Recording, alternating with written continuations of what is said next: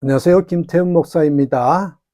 오늘도 일반 은혜와 특별 은혜 5번째 시리즈로 우리를 진짜 살리는 은혜, 우리를 진짜 살리는 은혜, 에베소서 2장 1절부터 9절의 말씀 가지고 함께 뚜벅뚜벅 걸어가 보겠습니다.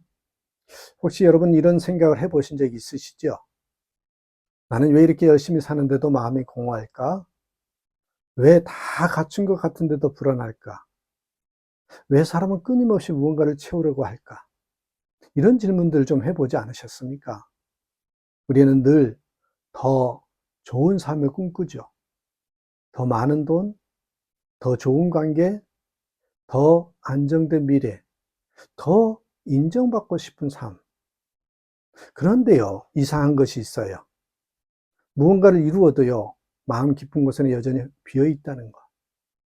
왜 그러느냐? 오늘 성경은 말해요. 인간에게 필요한 건 단순히 좋은 삶이 아니라 새로운 생명이래요. 좋은 삶이 아니라 새로운 생명. 하나님은 단지 우리 삶을 조금 더 편하게 만들기 위해서 오신 것이 아니고 우리를 새롭게 살리기 위해 오셨다는 거예요. 사람은 때로 살아있는 것 같지만 영혼은 죽어있는 경우가 있거든요. 에베소서 2장 1절에 나와요. 그는 허물과 죄로 죽었던 너희를 살리셨도다. 이 말씀은 충격적입니다. 성경은 인간을 단순히 약한 존재 이렇게 말하잖아요. 영적으로 죽어있다. 영혼이 죽었다. 여러분 이게 무슨 뜻일까요? 여러분 죽음은 단순히 숨이 멈추는 것이 아닙니다. 하나님과 연결이 끊어진 상태, 하나님과 연결이 끊어진 상태를 영적인 죽음이라고 해요. 그래서 사람은 살아있어도 마음이 계속 공허합니다. 웃고 있어도 허전하죠. 사람들 속에 있어도 외로워요. 왜냐하면 인간의 영혼은요, 인간의 영혼은 하나님 없이 완전해질 수 없기 때문이죠. 여러분 핸드폰이 아무리 좋아도 배터리가 완전히 방전되면 작동하지 않잖아요. 겉은 멀쩡해 보여도 안에 연결이 끊어진 거죠. 마찬가지예요. 사람도 하나님과 연결이 끊어지면 영혼이 점점 메말라갑니다. 그래서 사람은 끊임없이 다른 것으로 자신을 채우려고 해요. 세상은 우리에게 말하죠. 더 가져라. 더 성공해야 행복하다. 더 인정받아야 가치 있다. 더 가져야 만족할 수 있다고 자꾸 더 가져라, 더 가져라고 이야기해요. 그래서 사람은 끊임없이 달려요. 하지만 여러분, 세상은 우리의 영혼의 갈증을 해결하지 못하죠. 사람은 자꾸 다른 것으로 영혼을 채우려고 합니다. 돈으로 채워보려고 하고, 사랑으로 채워보려고 하고, 성공으로, 쾌락으로 채워보려 하죠. 근데 어때요? 시간이 지나면 다시 공허해집니다. 왜 그럴까요? 인간의 영혼은 하나님으로만 채워지도록 만들어졌기 때문입니다. 목마른 사람이 바닷물을 마시면 처음에는 갈증이 해결되는 것 같아요. 하지만 결국 더 목말라지잖아요. 세상의 것들도 그래요. 잠깐은 만족을 주는 것 같지만 결국 영혼은 더 깊은 갈증 속으로 들어갑니다. 여러분, 하나님은 그래서 영적으로 죽어가는 인간을 그냥 두지 않으셔요. 에베소서 2장 4절 5절 보세요. 긍휼이 풍성하신 하나님이 우리를 사랑하신 그 큰 사랑을 인하여 허물로 죽은 우리를 그리스도와 함께 살리셨고, 복음의 핵심은 이거예요. 우리가 하나님을 찾아간 것이 아니라 하나님이 우리를 살리러 오셨다. 살리기 위해서 찾아오셨다는 거예요. 우리는 자꾸 넘어져죠. 자꾸 넘어집니다. 하나님보다 세상을 더 사랑합니다.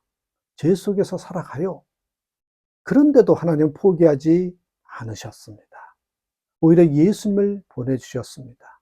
우리를 다시 살리기 위해서요. 예수님은 단지 위로만 주신 분이 아니랬죠. 새 생명을 주시는 분이라고. 예수님을 만나면 인생이 그래서 바뀌어요. 두려움이 소망으로 바뀌고, 죄책감이 용서로 바뀌고, 절망이 새 출발로 바뀌어요. 왜냐하면 예수님은 죽은 영혼을 다시 살리신 분이기 때문이죠. 요한복음 1장 12절에 영접하는 자, 곧 그 이름을 믿는 자들에게는 하나님의 자녀가 되는 권세를 주셨으니 여러분, 복음은 단순히 천국 티켓이 아니에요. 하나님의 자녀가 되는 이야기입니다. 고아처럼 살던 우리가 아버지의 품으로 돌아오는 이야기지요. 많은 사람들이 생각해요.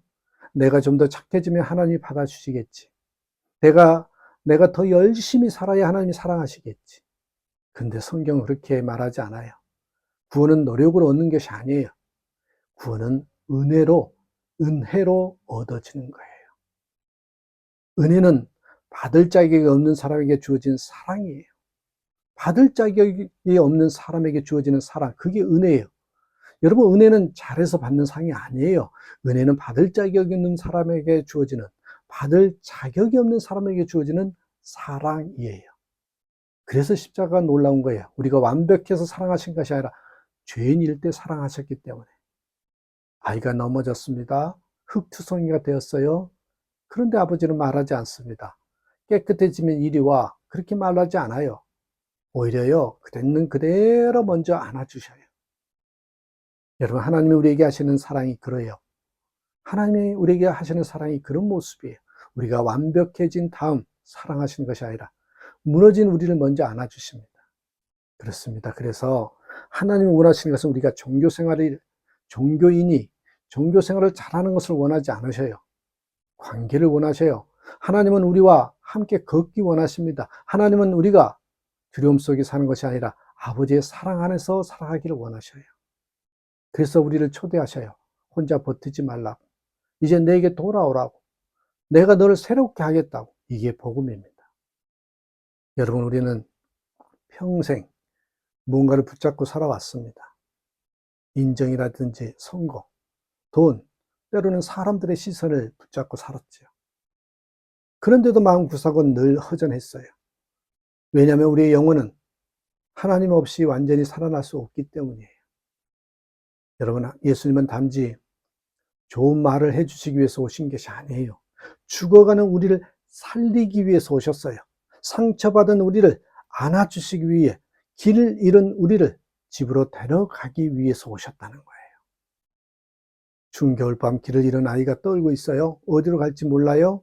그때 멀리서 누군가가 달려옵니다. 그리고 아이를 꼭 안아줍니다. 이제 괜찮아. 내가 왔어. 이제 집에 가자고. 이게 복음이잖아요. 하나님이 길 잃은 우리를 안아주시러 오신 이야기. 혹시 오늘 마음속 깊은 공허함을 안고 살아가는 분 계십니까? 겉으로는 괜찮아 보여도 영혼은 지쳐있는 분이 계십니까? 예수님이 오늘도 말씀하셔요. 내가 너를 새롭게 하겠다. 그러니 혼자 살려고 애쓰지 말라고. 내 은혜 안으로 들어오렴. 내 은혜 안으로 들어오라고. 세상은 우리에게 더 가져야 행복하다고 말합니다. 하지만 예수님은 내가 너를 살리겠다고. 그리고 그 은혜는 오늘도 우리를 다시 일으켜 세웁니다. 우리의 실패보다 크고 우리의 죄보다 크고 우리의 절망보다 더 큰 것이 하나님의 은혜입니다. 그래서 여러분, 우리의 노력으로 사는 것이 아니라 하나님의 은혜로 살아야 된다는 걸 잊지 마시고 늘 하나님의 은혜에 젖어 사는 저와 여러분 되시기를 주님의 이름으로 축복합니다. 감사합니다.